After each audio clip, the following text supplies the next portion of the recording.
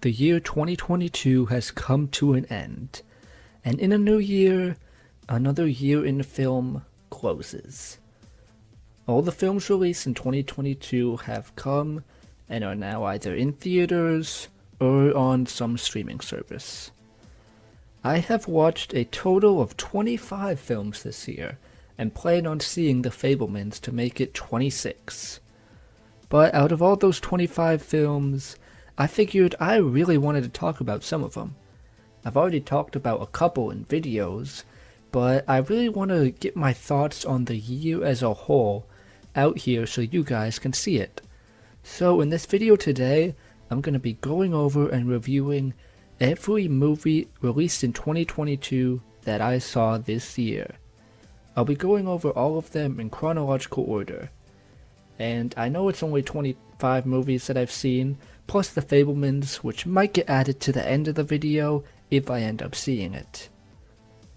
But there are some big movies that I ended up not seeing yet, like All Quiet on the Western Front, Marcel the Shell with Shoes On, After Sun, which is supposed to be really good. Just some movies that I haven't really gotten around to seeing yet, that I plan to before we get to Oscar season, where I might make another video once all the nominees for that come out. But you obviously can't see every single movie that comes out. That would be crazy. It's very time consuming to watch movies, even if it is a fun hobby. And I'm not going to spend all the movies I watch on movies released this year. Like, I need to rewatch Goodfellas at least 3 times, and I need to revisit the Lord of the Rings trilogy because the video I made on it is really bad. Like, seriously, I was like on drugs or something. I was trying to be a hater on Lord of the Rings because I just rewatched Fellowship of the Ring, and I get it now. I get why everyone loves this, and I'm gonna rewatch the whole trilogy, maybe make a video on it again, but irregardless, you can't see every movie released during the year, and I understand that. There's going to be people that have seen more movies than me, and maybe some people that have seen less movies than me, and that is all fine. But in this video, I'm going to be going over just what I've seen. If you've seen other movies you think I should watch, you can leave it in the comments, and I will do my best, but no promises. So today we're going to be talking about every movie that I saw in the year 2022, plus The Fabelmans, which might get added to the end of the video, but we will be talking about all these movies, and then at the end I might make a top 10 list ranking them, just to see where things shake up.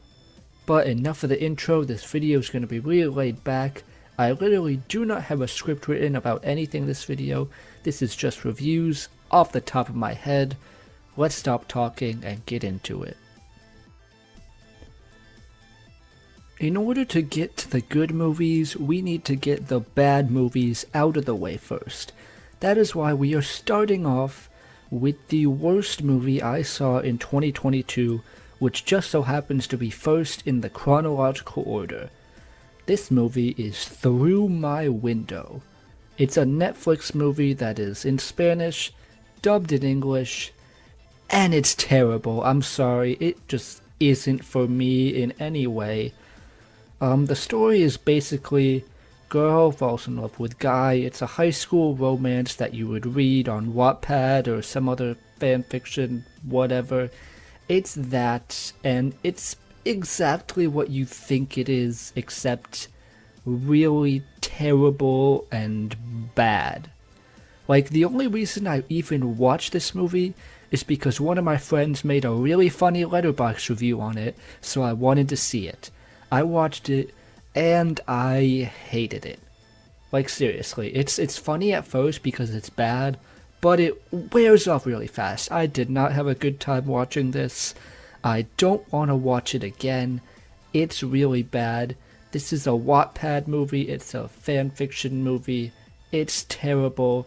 I don't like it. I don't want to see it again. I don't even know why I watched it, but you should not watch it. It is bad. Next movie. Now we can finally get to the good stuff and not the movie that tarnishes Rear Window's name. Everyone's already talked about the Batman and how great it is since it came out early in the year, but now it's my turn. I think The Dark Knight might be a better overall film, but I really liked The Batman. You can tell right from the jump what this movie takes from other Batman adaptations and what it changes and reflects on. This movie makes Batman this noir detective, and it's so great. The narrations feel like they're ripped right out of a comic book, and as a lover of some old noir movies, I really like this edition. The cinematography and the score are very good. It's shot really well for a superhero movie, and I liked Matt Reeves' use of practical effects in some of the shots and the camera work, as well as Giacchino's score, which absolutely kills it. The score can feel a bit overpowering at times, but when you're in the theater and it's blasting, it's really cool. I thought the villains were really good too. The Riddler was played really well by Paul Dano, and I really liked how it kind of reflected with the I'm Vengeance line towards the end. I think it maybe could have benefited from being R-rated just because of how dark it is. With the Riddler and the Penguin, I really wanted to hear the Penguin curse more. I think that would have been really funny. But I thought Robert Pattinson was really great as Batman. I liked his performance in other stuff like The Lighthouse, so it was really cool seeing him here. And it's awesome to see these big blockbuster movies get more innovative as the MCU gets worse, frankly. But I really enjoyed this movie. It's by far the best superhero movie to come out this year, and it was really good. I had a really good time watching it.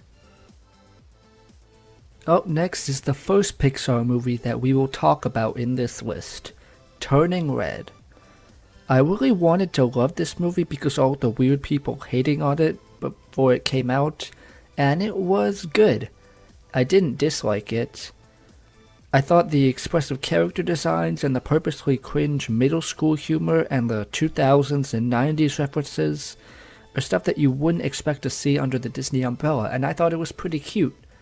But the cute factor is most of what this movie relies on. I think some story aspects did feel a bit rushed, like the generational trauma bit towards the end. Cool in its premise and well executed, but it did feel a little bit rushed compared to the rest of the movie. I did like all the cute stuff, but I think it did sacrifice a bit of story elements for that cuteness. That being said, I do like that this movie is seeing a lot of art and creative stuff generated from all these fun characters and their fun little quirks. I think it's cool to see that stuff, especially when the next Pixar movie didn't really get that kind of love and reception that some people have given Turning Red. I think it's a fine movie at about a 6 out of 10. It's pretty cute, but it doesn't really have that extra Pixar aspect that you might look for.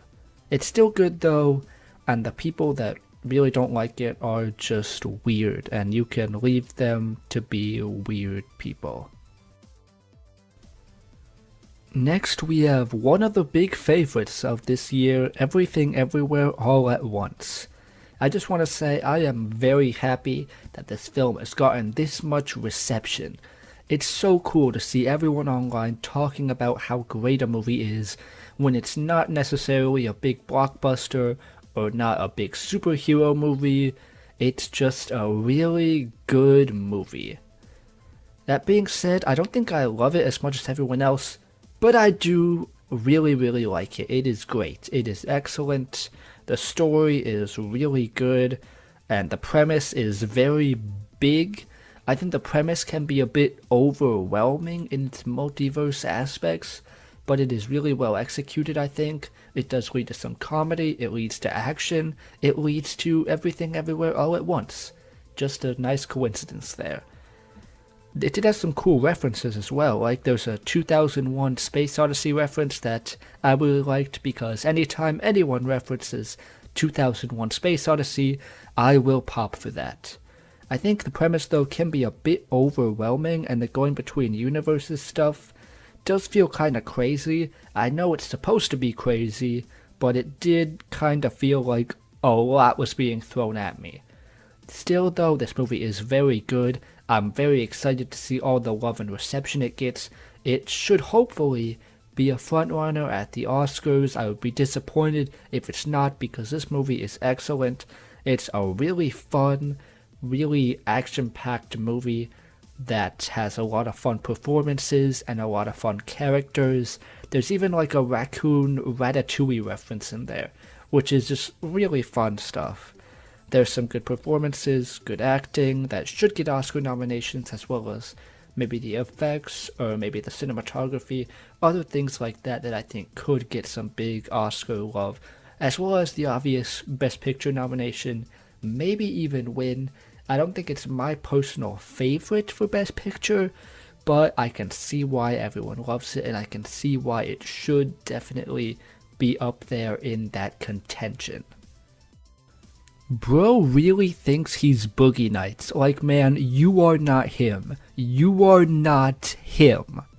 The next movie we have, if that little bit wasn't obvious, is X. X is a horror movie that's basically a bunch of young people trying to make a pornographic movie on these old people's property, and the old people start killing them all slasher villain style because they're crazy Christian old people. Yeah, you can see already from that description what kind of political stuff this gets into, or what kind of societal aspects it deals with, but I think it is a pretty good horror slasher movie. There's some good scares in here. I really did enjoy Mia Goth's performance, and I did enjoy the motives of the killers having to do with religion, along with that little bit at the end. There is a bit at the end where there's this TV playing and the stuff on it is pretty interesting, a pretty interesting reveal there. And I also think it is kind of funny that these old people can just run around on this killing spree. Like, they get around that place fast. It is crazy how fast these old people are. It is really insane. There are some aspects that I kind of don't like. Like, everyone's kind of raving about Jenna Ortega lately because of Wednesday, and I think her performance is really good in this. She's in a supporting role, and I think she does a good job. But then there's one part where she gets saved by Maxine, and then she just screams. Like, why are you screaming? This person saved your life. But anyway, she screams, and it alerts the old people, and then she dies. Like, why would you do that? Just don't scream. She just saved you. Why are you screaming? But anyway, that might just be me being sort of nitpicky and dumb. But overall, I thought this was a good horror movie. Horror isn't really my thing, but I did enjoy this one. I haven't seen Pearl yet, but if it's related to this movie and anything like it with Mia Goth's performance, I might get around to seeing it, because X was good. Now we have another favorite of mine from this year, The Northman. The Northman is Robert Eggers getting a big budget for the first time, and boy does he do great with it. If you guys don't know, I've talked about The Lighthouse and a bunch of videos mentioning it on the side. Robert Eggers is the director of that, and he's pretty great. He's also done The Witch, but I haven't really seen The Witch yet. I want to see it, but I haven't. But The Northman is his latest film, and despite it sort of flopping at the box office, which is unfortunate, this movie is really good. Eggers did what he could with this big budget. There was some awesome camera work in this movie, or these long takes, or these cool effects, or these epic sword fights. It's these Vikings doing Viking stuff, and it's cool. This movie, the story is basically just The Lion King or Hamlet with Vikings, and it's really cool. There's some good performances and some good scenes, some really cool aspects in this movie. If you like Robert Eggers stuff, I think you will enjoy The Northman. I really liked it. I thought it was this epic film to see in theater. I thought it was great camera work, some good colors, some good sound design.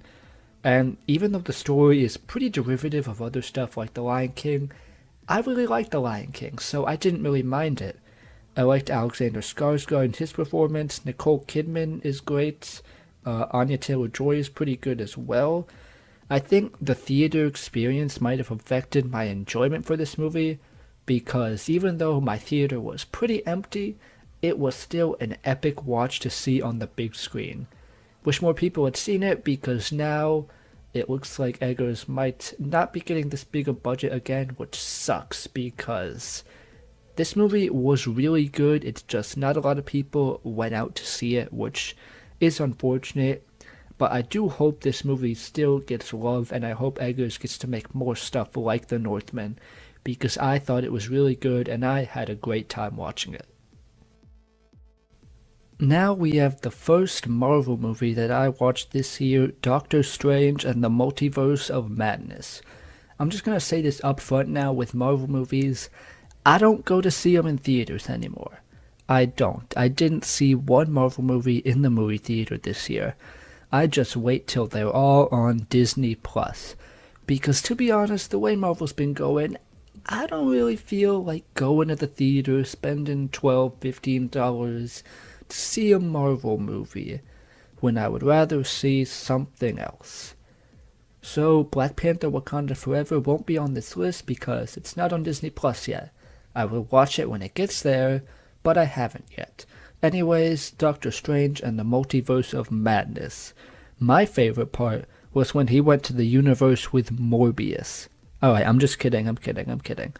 But I did see this movie when it came out on Disney Plus, and I think Sam Raimi did a good job with it. It's awesome to see an MCU movie with actual colors in it. Raimi did his thing with the cool shots, transitions, some trippy sequences, and some awesome gory horror. We need more of this creative stuff in the MCU, please. Just let directors do their thing. But now to the bad stuff. Where the heck is Mordo? He only shows up in this Illuminati scene, but we don't get any follow-up with the main universe Mordo. And then also the Captain Marvel Illuminati person dies from rocks. That is lame. Wanda's arc to evil comes pretty much right away in this movie, and I think it's cool, but if you haven't watched the show WandaVision, then you're pretty much left in the dark, which sucks. Like, going into a movie and being like, oh, you need to watch this TV show to get it, that is lame, and that's one of the problems with the MCU as a whole, is to get something, you need to watch all these other movies, and they don't really stand on their own that well. But I did like this movie, though. Again, the Raimi style is really good. I thought Doctor Strange's arc was pretty cool, and I liked the introduction of America Chavez. Wanda's arc to Slasherville might be a little bit rushed in this movie, but I think once we get there, she is really cool as the main villain. There is some cool stuff in this movie. It's nice to see Raimi direct. It's nice to see some flair and horror elements to the MCU. I don't think it's anything groundbreaking, but I think it is a good movie. The next movie we have is one that I already talked about in a video. It's Top Gun Maverick. I already made a video comparing this movie to Cars 3, so if you want more of my thoughts on this movie, you could probably go watch that video. But overall, I think Top Gun Maverick is pretty good. Yes, it's military propaganda, which I don't really like, but the movie itself is good. It's fun, the action and camera work is so much improved with modern technology, the plane stuff just looks awesome. I think Tom Cruise, his performance is better in this role where he's this rugged old veteran pilot. I think it works better for him than maybe his other stuff in the first Top Gun movie. I still think the romance between Maverick and Penny is kind of not great, but we don't get as much of it here, which is cool. I think all the flying and stuff is cool, and I already talked a lot about Maverick and Rooster in my Top Gun video, so you can go watch that for more stuff. But overall, I thought this was a good summer blockbuster. Up next, we have another movie that could be getting some Oscar attention, Triangle of Sadness. Triangle of Sadness is this movie about a bunch of rich people and a bunch of poor people. It's kind of like Parasite in a way, where the story is basically these rich influencers and these rich people all on this cruise compared to the people working on the boat who are not as well off compared to these rich people just spending money on things and being crazy in their affluent, wealthy lifestyles compared to the people working on the boat, the crew members, the people in the engine room, all of that kind of stuff, basically catering to these greedy rich people throughout the entire movie. I think the first two acts of this movie are really well done. I especially love the whole dinner scene on the boat, where you see all these people kind of getting their extravagant meals, and you can see through the camera work all the shakiness and the odd angles that really give you that queasy feeling before everyone gets seasick and there's this big puke fest. I think that's a really well done scene in the movie before the ship does sink, where we get this debate between Marxist Woody Harrelson and this capitalist guy. I think it's really interesting stuff. I did not know I needed Marxist Woody Harrelson in my life until now, and I love it. But once the ship does wreck, the third act is basically all of the characters on this island, Lord of the Flies style, and the movie really slows down from here. It's not bad, it's still some good stuff, but it did slow down and was kind of weaker than the first two acts, I thought. Still though, this movie was good. I had a good time watching it, and I enjoyed all the social commentary that the movie had. Next is the Elvis movie. The Elvis movie is an enigma. I don't know how to feel about it still. There are times where this movie is really long, and we get so many montages and scenes layered on top of each other to the point where you're just asking for one normal scene in this movie. Like, Baz Luhrmann is going pretty crazy with it. Like, you'll see an eye go into like a Ferris wheel, which goes into like a circle or something else, and that stuff is like, most of the movie is just this sort of off the wall crazy style, which can be a lot, but it kind of catches you in that in a way. Like, by the time you get to like the third act of this movie, there are some times where there is this sort of rush for that kind of style. I think Austin Butler's performance as Elvis was really great, and the best parts of this movie are when Elvis is just being Elvis. The crazy editing and stuff can be a lot, but there are times where you're into it and times where you're like, what are we doing here? You know? Like, there's a part where you're hearing Doja Cat. She has a song in this movie, which is weird because it's set in like the early to mid 1900s. So like, why am I hearing a Doja Cat song here? That doesn't make a lot of sense. But overall, I thought this movie, in terms of the music biopic, it is pretty different, which I enjoyed. A lot of that coming down to Luhrmann's sort of directorial approach to this Elvis movie. It's very different from the formulaic music biopics such as like Bohemian Rhapsody or something. It is kind of weird and long, but I thought Butler had a good performance. Overall, the movie does have its fun moments, even if it's a bit weird, and Elvis is it's just an enigma. Like, it's an enigma of a film where it's just crazy off the wall stuff.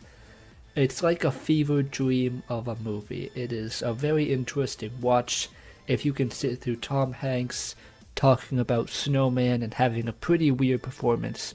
Stay for Austin Butler as Elvis. He is pretty good in this role. I have not seen a single episode of Bob's Burgers, but I did watch this movie, and it was pretty cute. I did like some of the characters more than others, and most of the jokes were pretty good. I thought the characters and their bonds were pretty cute overall as a family, and I thought the movie was just cute, inoffensive stuff. I don't think it was really necessary to make it a musical though.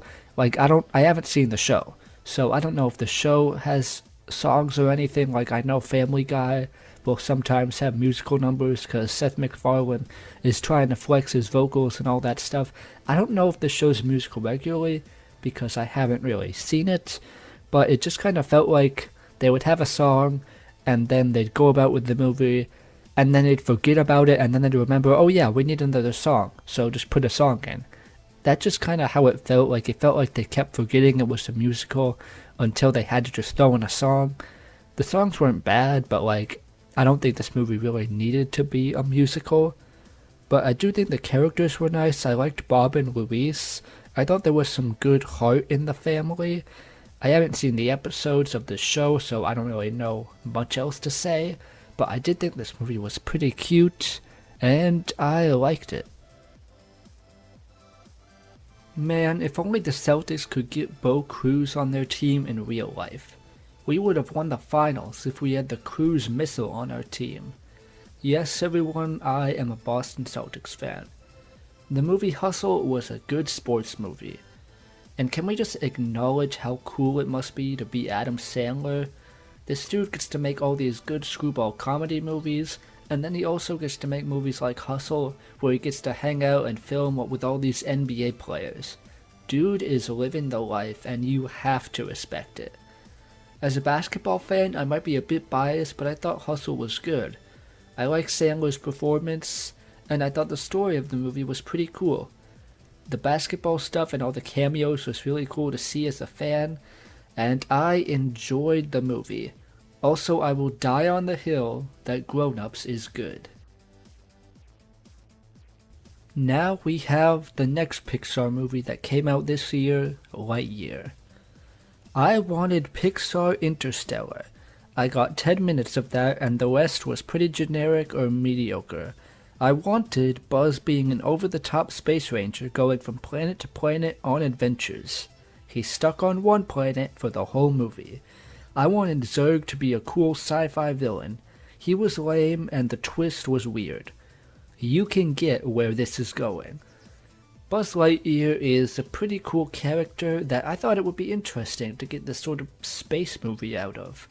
I mean, Toy Story's kinda run into the ground by now, but I thought this might be an interesting spin-off, and what else are you gonna get from Toy Story? Like, they're not gonna make a fifth one, are they? They shouldn't. They should leave it at 4. But then before that, people said they should leave it at 3. So I don't know, whatever, who cares? But Lightyear was kind of just generic space stuff.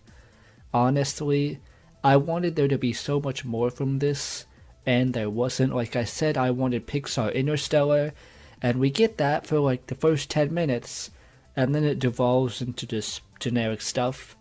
It's fine, it's just not really memorable at all. It's a perfectly average, forgettable movie. Not bad, but like, I'm not gonna remember it that much, and I'm not gonna put it among the really good Pixar movies. It's just a Pixar movie that you kinda watch and then you kinda forget about. It just kinda goes away, which is pretty sad to see from Pixar. The movie isn't bad, but you get where I'm going at this point. It's just pretty generic stuff. At least that's what I got from it.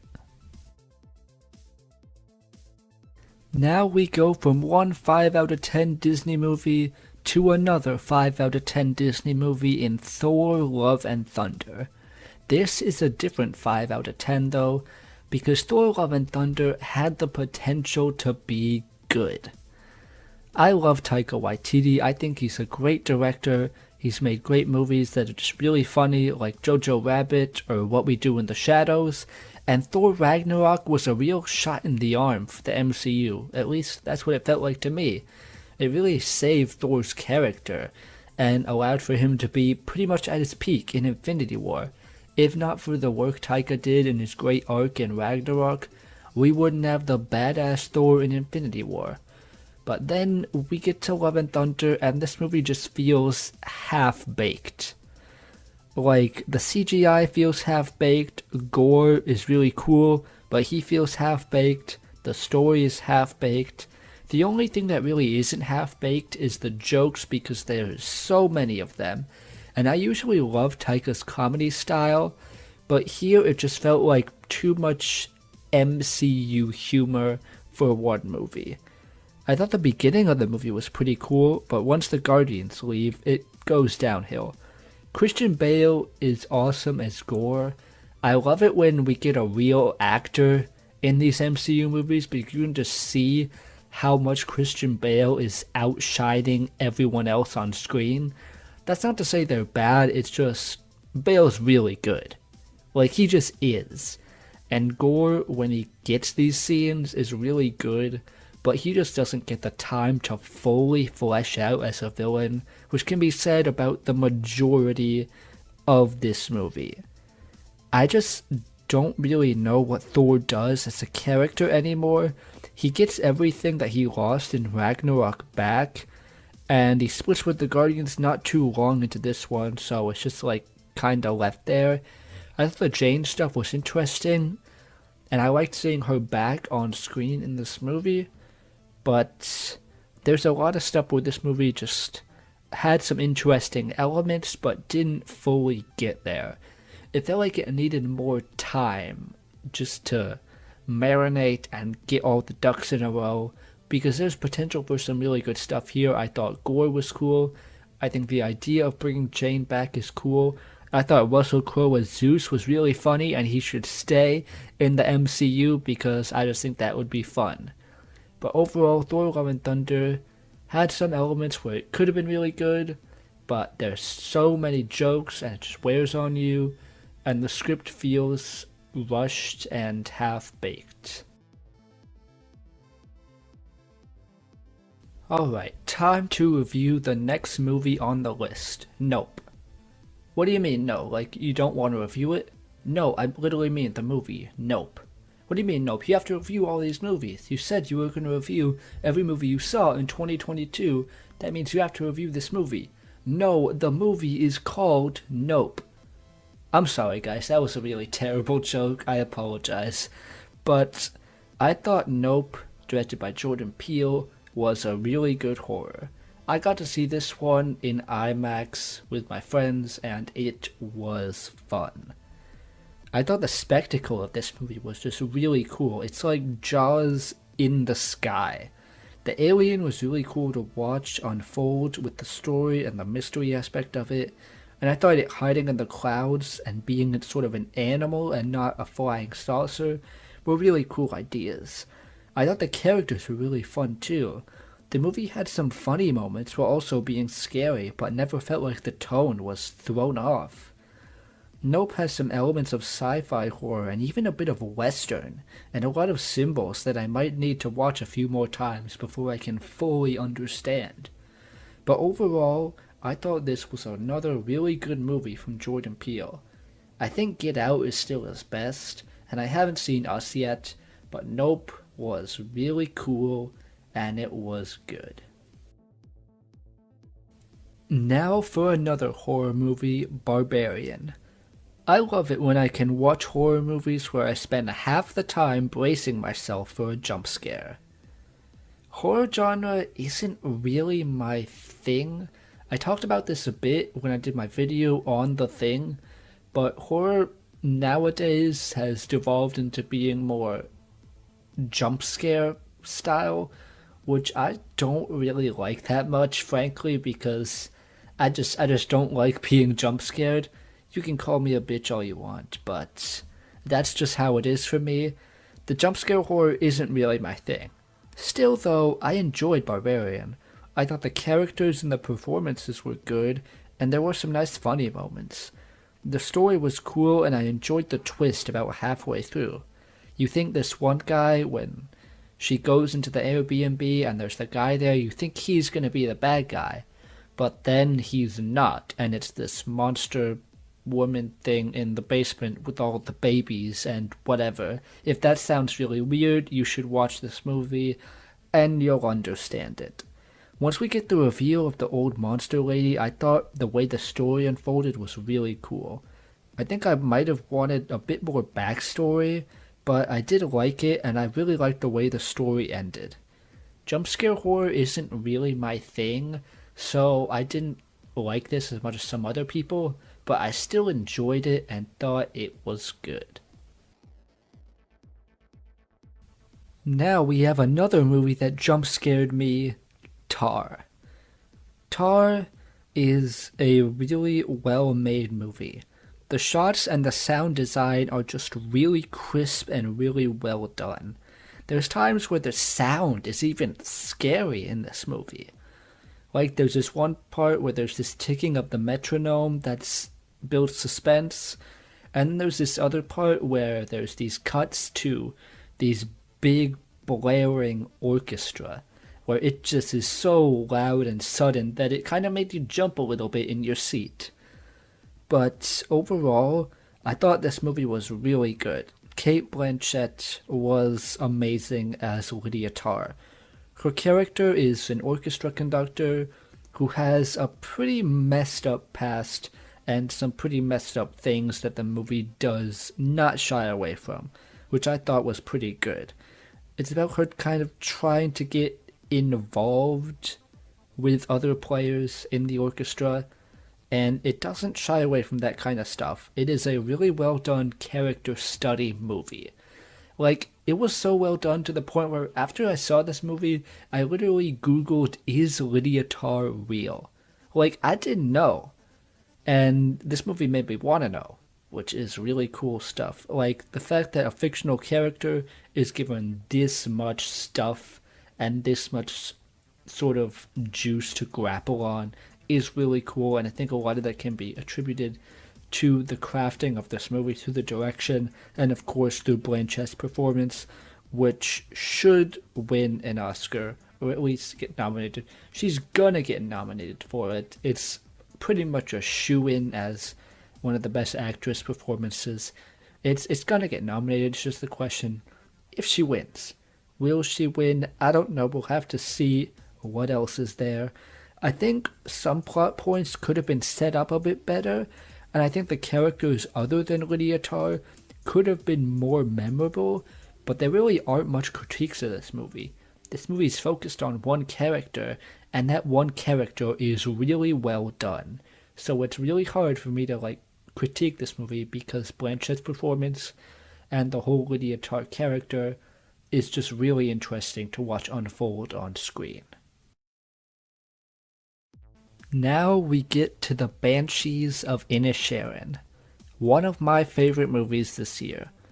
The Banshees of Inisherin is really, really simple in its premise, to the point where you're watching the movie and you're waiting for something more to be added to the premise, and you're like, is that it? And it is.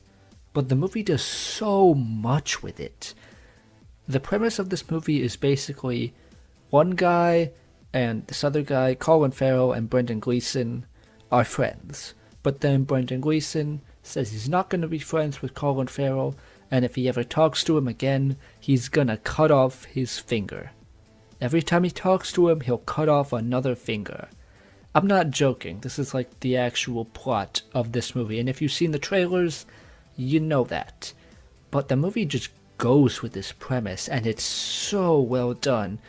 McDonough as a director really has this way to get into these themes of sort of loneliness and friendship and legacy, because Brendan Gleeson's character is a musician, and with your fingers to make music and he's cutting them off, you get what that is. If you're cutting off your fingers, you can't make music anymore. That's the thing that we're dealing with, and Gleeson wants to focus on his music career in this movie, and so he's doing that, trying to focus on that and pushing away his friend. And there are some really deep themes that this movie gets into with these characters, but also it is really funny. I'll describe my theater experience seeing this movie, because I did see it in movie theaters. Throughout the first 2/3 of this movie, everyone is laughing at the jokes, because there are some really good jokes in this movie. It is genuinely pretty funny. And then there's also these serious scenes layered in, but for the most part, it's a pretty happy theater, because it's a pretty happy, jokey movie. There are some serious themes and some serious scenes and some really cool story beats, but for the most part, people are laughing at the joke. But by the time we get to the end of the movie, people in my theater are crying. I'm not making this up. People in my theater laughing the entire way through the movie and crying by the end. Now, you could take this down to emotional whiplash or what have you, but this movie to me is just very well crafted and executed in its themes and the way it plays out this story. It takes this pretty odd almost lighthearted premise about these two guys who don't want to be friends anymore. It sounds pretty lighthearted and stuff, and it kind of works. But this movie gets so deep into that premise and into these characters and into this guy who's literally cutting his fingers off, and these guys burning each other's houses down or killing their donkeys or whatever. It just goes so far with it, and it's just an excellent movie all around. I haven't seen much more of McDonagh's stuff, but after this I definitely want to check it out because I loved the Banshees of Inisherin. Now we get to one of the more divisive movies of the year, Don't Worry Darling. This movie did get kinda trashed when it originally came out. There was a ton of drama with all the actors and director Olivia Wilde, and a lot of weird behind the scenes stuff going on in the making of this movie. And it didn't really get that great of a reception when it originally came to theaters. I personally didn't see it in theaters. I waited till it was on HBO Max.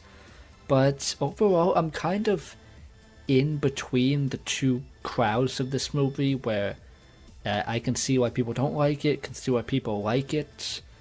I think it does have some really cool moments. There is a really good movie in here. I thought there were good performances from Florence Pugh and Chris Pine. I thought the whole mystery of the movie was cool initially, but I think it does get a bit repetitive as we go along, and there's a lot of these scenes with licensed music that just kind of get repetitive. It's a bit weird to explain. There's scenes where the mystery, you're really into it, and then there's other scenes where it kind of falls flat. Like, for example, I think the ideas behind a lot of these scenes and the way the story flows is really interesting. Like the scene where Jack is literally dancing like a puppet and when Alice is crying at the same time is really interesting. But then the execution of some other scenes, like the dinner scene or when Alice runs off, is kind of messy because all she really says is Frank is using them over and over. And then in the climax there's just some odd sort of stuff that kind of comes out of nowhere, like Frank's wife just stabs him. Like, where did that really come from? I don't really know. There's just a lot of really cool aspects. It's like The Truman Show, it's like White Women Get Out, that kind of thing, that kind of mystery aspect of it. It has that going for it, but it just kind of, the execution, it kind of falters. At least that's what it felt like to me. I don't think this is a really bad movie. I think there's some good performances, I think there's some cool mystery aspects, but I think it does kind of just fall flat in the execution department. Also, Harry Styles, his accent is hilarious. It's comedy gold.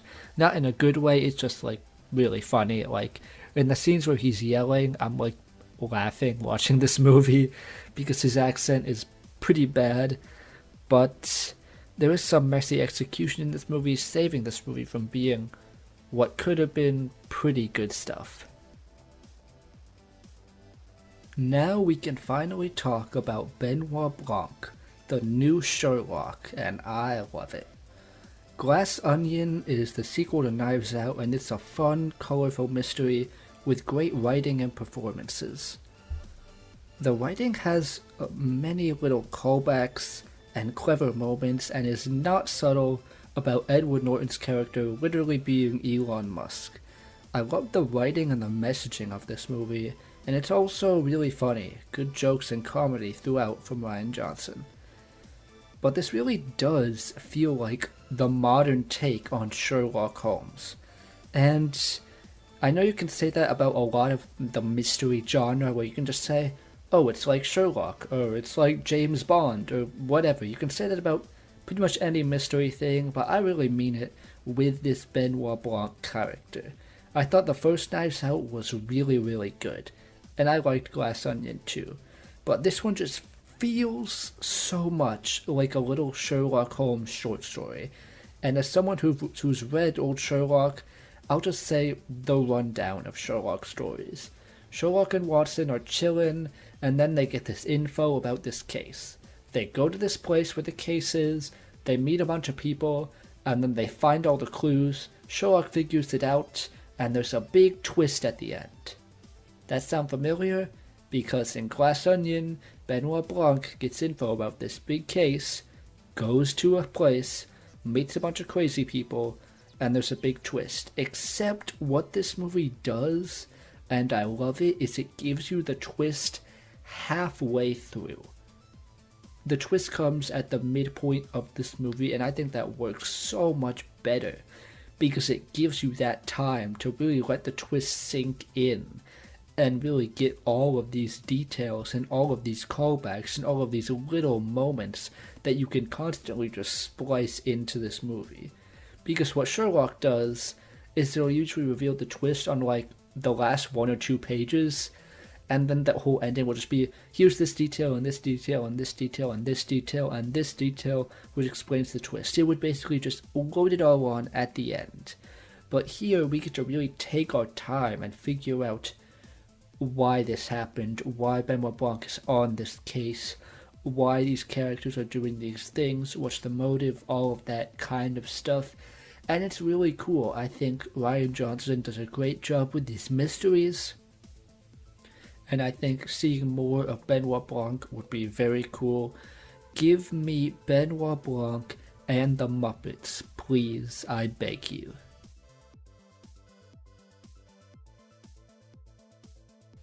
Everyone, I'm sorry to inform you, but Taylor Swift is dead. She got run over in this movie, and it was the funniest part of the movie Amsterdam. I'm not joking, the comedy of this movie peaks when Taylor Swift gets run over by a car. That scene was hilarious. And it's the best part of Amsterdam. David O. Russell is problematic as a director, to say the least, with just a lot of icky stuff about him as a person that I'm not going to get into right now, but you can all just look it up and see for yourself. But this movie was just weird, honestly. Like, I like some of O. Russell's other stuff, like I think Silver Linings Playbook is pretty good, but I think it just doesn't really work as well here. The cast is insanely stacked. It's got Christian Bale, Margot Robbie, Robert De Niro, Rami Malek, Anya Taylor-Joy, just a bunch of these movie star players, a bunch of these big name actors and actresses that everyone knows. And the thing is, none of these performances really stand out. And if you have that many good actors and your movie isn't good, like, that's just a problem, man. It's a problem. Like, the characters are all very quirky. They all have their little bits. But the thing is, when everyone is quirky, no one's quirky. It's just too much quirkiness in all these characters, especially when the funniest part of your movie is still Taylor Swift getting hit by a car. I think the message of this movie about fighting against fascism and that sort of thing is really cool.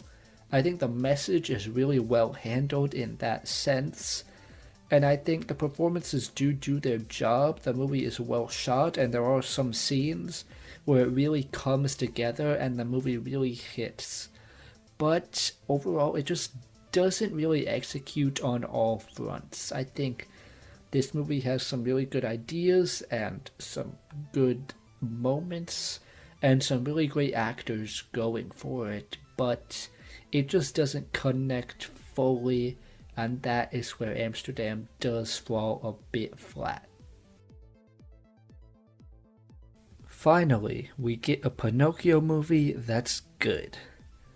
Of his recent work, I think this might be one of Guillermo del Toro's best. The stop motion is excellent. If you watch my Fantastic Mr. Fox video, you know how much I enjoy stop motion animation. There's some really great cinematography here as well. I think the voice cast does a good job, and the story has some really cool dark moments. There's also some pretty good musical numbers. My one big criticism of this movie is that I think it should have fully invested in its dark tone. And the thing is, for the most part, it does. Geppetto gets a sad backstory with his son, and he's an angry, grieving drunk, and actually has a reason for making Pinocchio. There's fascists and war and some great dark themes. But there's also some moments where it does feel a bit kiddie. Like, I know it's Pinocchio and it's a fairy tale, but I kinda wanted this to go fully immersed into the darker themes. That being said though, I love the stop motion, I love the characters, I love how this movie does still go into that darker tone with his story. I don't think it'll win Best Animated Feature because of another movie that's coming up on this list. It's not my favorite animated movie of the year, but it was still very good. It's a new year in 2023 and I have a New Year's resolution. My New Year's resolution isn't to work out or get healthy or do all this other crazy stuff with the YouTube channel. I don't care about any of that. My New Year's resolution is to spread the Avatar agenda. That is right, people.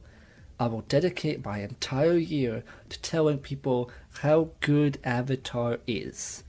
See, once you get down the rabbit hole that is Avatar and Pandora War, you can't come back.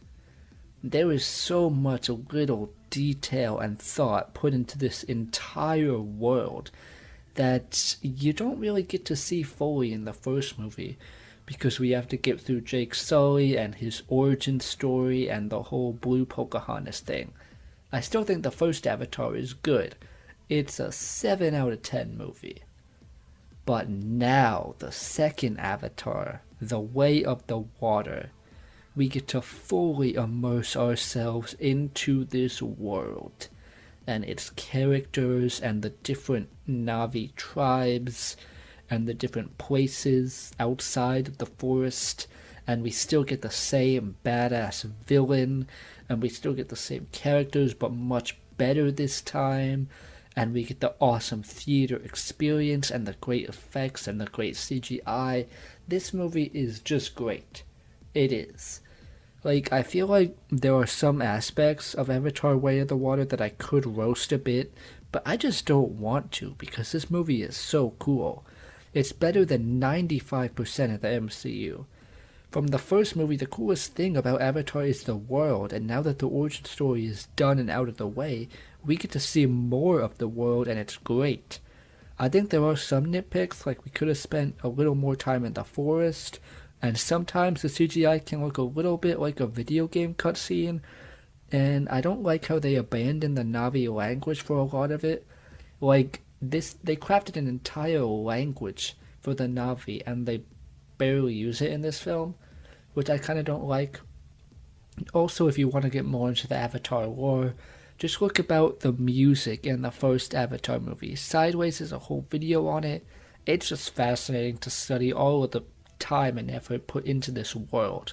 And now that we finally get this sequel, we can get more of this world. Like, I think all of the characters with all of the kids, they all get their own little character arcs, and it's great. And the villain is hopefully gonna stick around for the other movies. I want more Avatar movies. This movie made me want more Avatar. Because the Colonel in this movie, he's basically back, even though he died in the first. He comes back as an avatar, kind of like clothing himself or whatever. It's explained in the movie when you go see it. But seeing him, and he gets to, spoiler alert, he is kind of survives in the end and is still out there. I want more Avatar movies.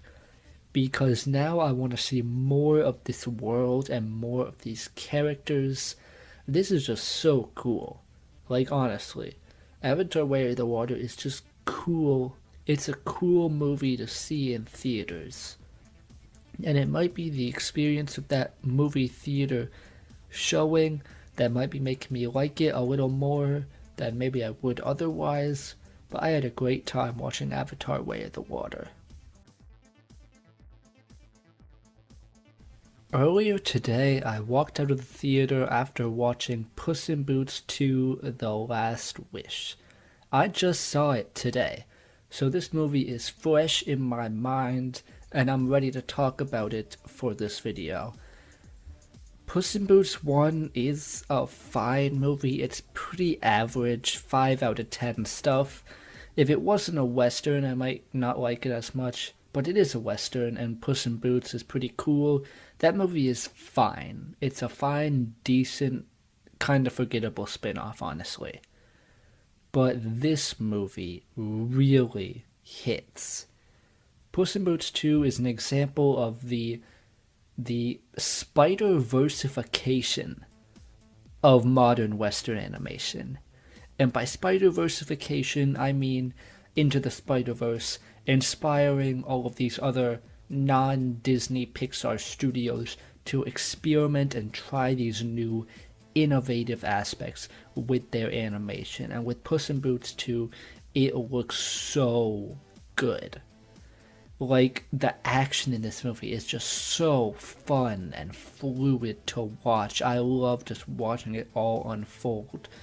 So, it's just so awesome. The way the colors pop, the way the characters move and they express themselves. This can't be done in live action. This is only animation, and it takes full advantage of that.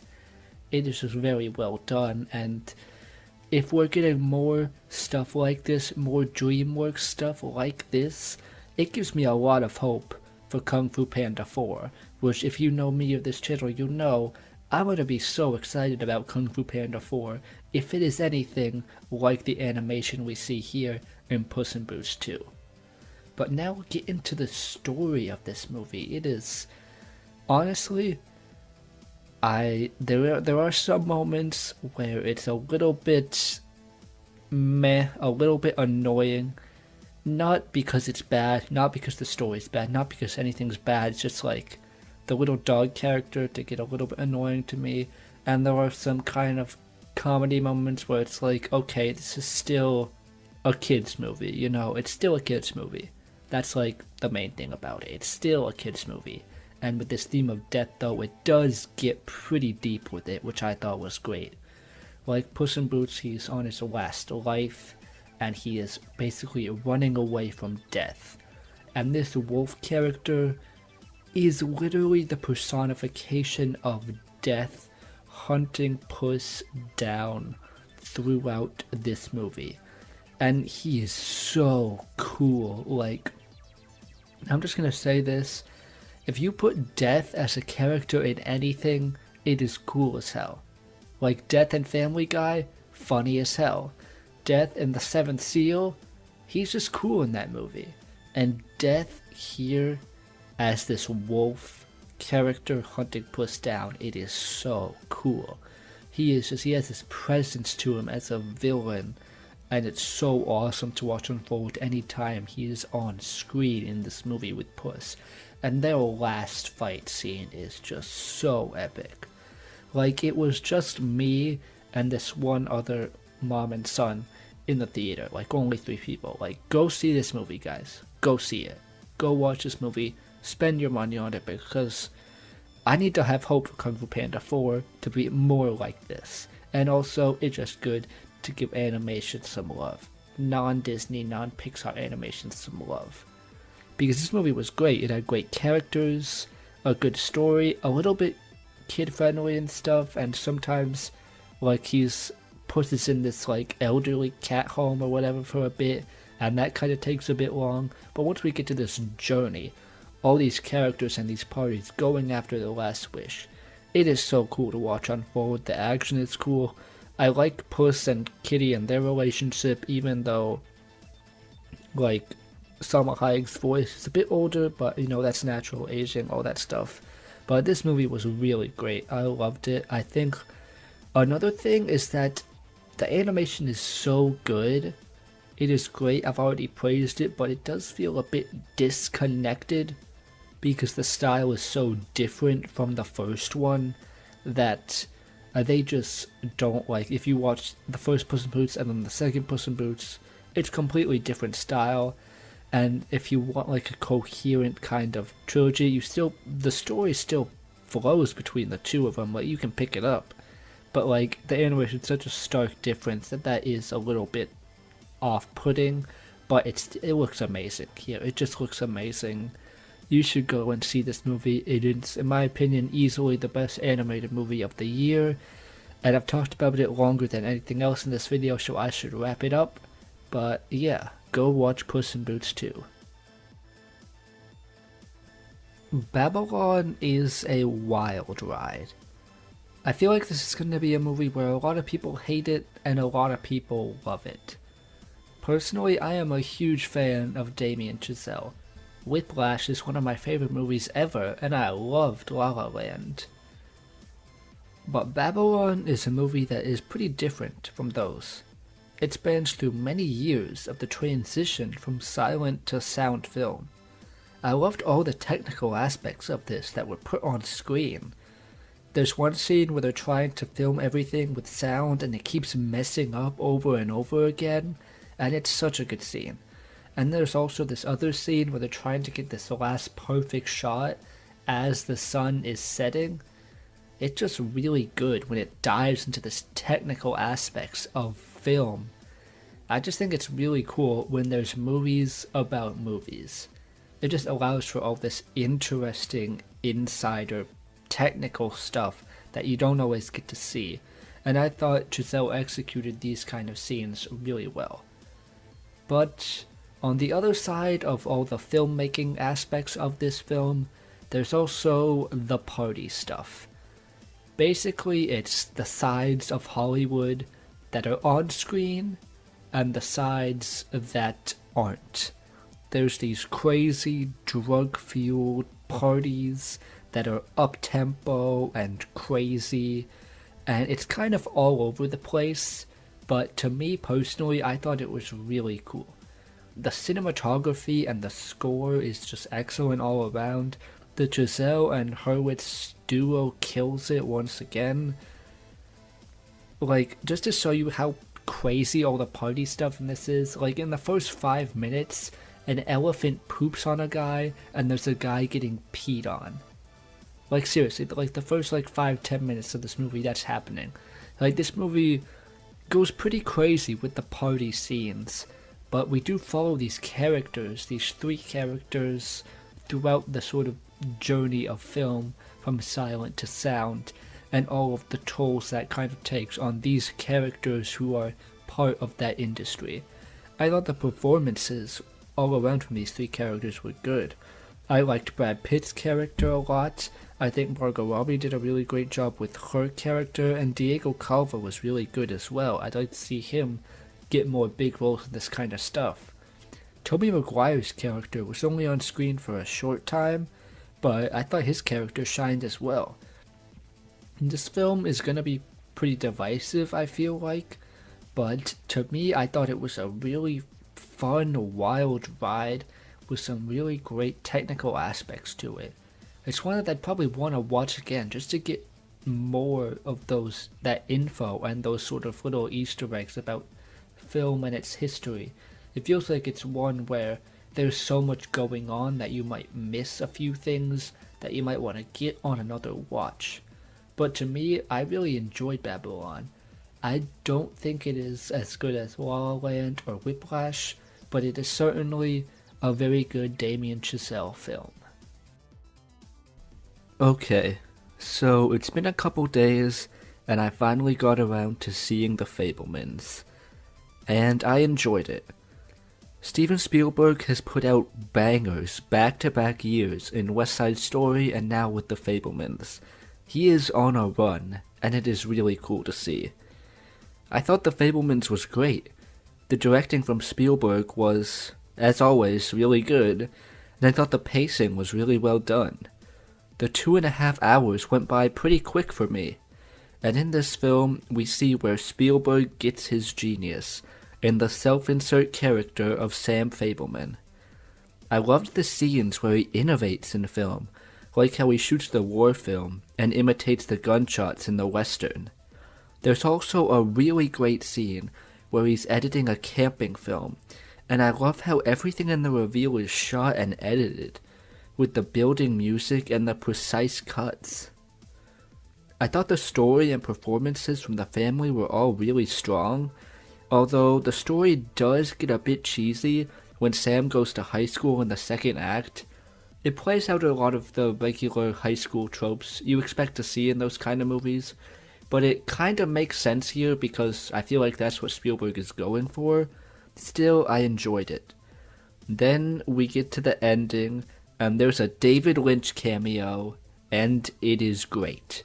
I'm not gonna say what happens in the cameo, you'll have to go see for yourself. It is awesome. And then the final shot is just really cool and uplifting, and it ends the movie on a great note. I think The Fabelmans kind of serves as an antithesis to Babylon in a way, where Babylon focuses on Hollywood and filmmaking, but also goes to the dark side of that and the effect it can have on some characters, while this film sort of focuses on the wonder of filmmaking, where we see Sam Fabelman who falls in love with it, and you see his sort of rise as he works on his craft in his young years in this coming of age. I think they're two kind of different movies about the same sort of subject, and it's really cool to see how they contrast. But overall, I thought The Fabelmans was pretty good, and I would expect this one to get a lot of love from the Oscars. Now, time for the top 10 list. I've comprised all 26 films that I saw in 2022 this year, and I have ranked them all, and I will give you guys my top 10. Although, just to point this out before, I'll probably change my mind on at least half of this. Alright, I'm gonna change my mind on a lot of this list. A lot of it is pretty interchangeable, and a lot of these films I might like more if I watch them again, and a lot of the films I might like less if I watch them again. It is all very much subject to change, as it is with a lot of my opinions. But let's get into this list. I'm gonna start off with number 10, and at number 10 I have Nope. I thought Nope was a really good horror sci-fi movie from Jordan Peele. I enjoyed it, and it is at number 10 on this list. Number 9, I have The Fabelmans. I had a really good time with this one. I thought I really liked the sense of wonder that it had in sort of film, and that sort of aspect. I think Spielberg is great, and it was really great to see this film with the sort of self-insert character here for him. Number 8, I have Babylon.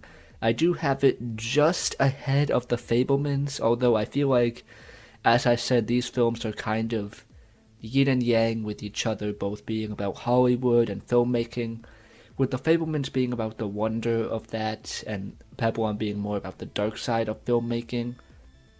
But I do think Babylon, just that ending of Babylon is just so cool, and the film has just stuck in my mind more, I think, so that might be why I have it just ahead of The Fabelmans, but these two are both very good films. But now, on to number 7 on this list, I have The Northman. This one was, I thought, very good Robert Eggers film. I like the Vikings, I like all that stuff, I like the Hamlet, Lion King-esque story here. I thought it was really well directed and well made. I had a really good time watching it in theaters. So, The Northman is going to be at number 7 on this list. At number 6, I have Tar.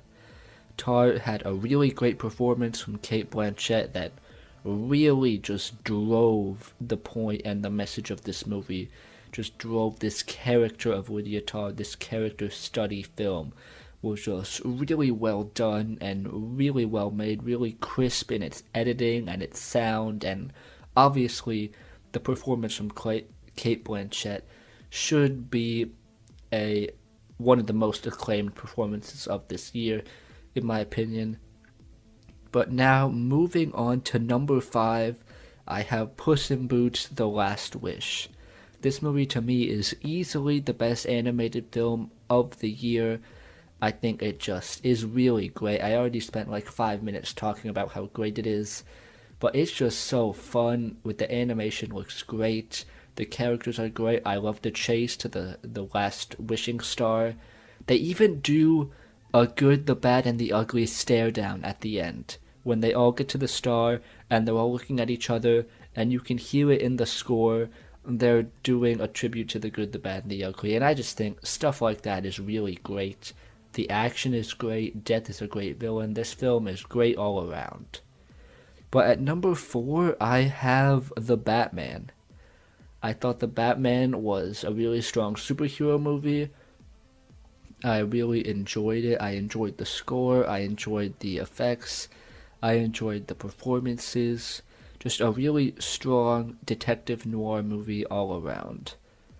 But at number 3, I have Avatar: The Way of the Water. Now, again, this list is very interchangeable. I feel like pretty much everything from like 3 to 7 could honestly be swapped in any way. But this is just how I have it right now, because Avatar: The Way of the Water was just such a cool movie to see in theaters. It really was. I mean, I feel like I could knock it down a bit, honestly. It just some aspects that I could nitpick more, but it was just so fun to watch in theaters, and I'm very excited to see more of the universe and the world that James Cameron has to offer. At number 2, I have Everything Everywhere All at Once. Everybody's been raving about this movie all year, and I did enjoy it. I mean, I said that I might not be as high on it as some other people, but then again, it's still at number 2 on my list, which should show you just how good this film is. If I wasn't as high on it as some other people, and it's still one of my top 3 movies of the year, that should tell you how much I enjoyed Everything Everywhere All at Once. I think it's a great film. It's very creative in its premise. The performances, the characters are all great. Just a really great movie all around. And then before we get to number 1, some honorable mentions that didn't quite make the top 10. Top Gun Maverick is one, Triangle of Sadness another, and then Glass Onion just missed out on the top 10. But now, looking at my number 1 film of the year currently, is The Banshees of Inisherin. I just loved this film. I loved seeing it in theaters. I feel like this film sort of has a bit of, I shouldn't say a bit of everything, but it has a lot in it, where it is funny, but it is very deep in its themes, and very sincere in that sort of message through those themes about loneliness and friendship and legacy, all of that sort of stuff. And the characters and performances are just really great. Even the side characters get these great performances and great moments to shine among the main cast of Colin Farrell and Brendan Gleeson, who both put on excellent performances. This film is my favorite of the year. It is funny, but also very rich and deep in its themes. As I said earlier, people in my theater were laughing at every single joke in this movie and then crying by the end of it, and I think that is the sign that this film is truly great. It is on HBO Max now. Go and watch it. It is amazing, and it is my favorite film of 2022.